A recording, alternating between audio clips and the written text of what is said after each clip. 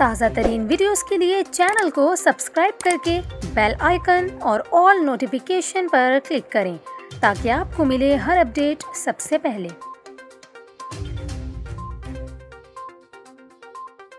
और यहाँ पर आपको कराची से अफसोसनाक खबर दें, बोल्टन मार्केट के करीब ट्रेलर ने वैन को टक्कर मार दी, जिसके नतीजे में खवातीन और बच्चों समेत 12 अफराद जख्मी हो गए। मुतासरा अफराद का कहना है कि लियारी से शादी की तकरीब में शिरकत के बाद वापस इब्राहिम हैदरी जा रहे थे कि न्यू 40 सिग्नल के करीब पीछे से ट्रेलर ने टक्कर मार दी।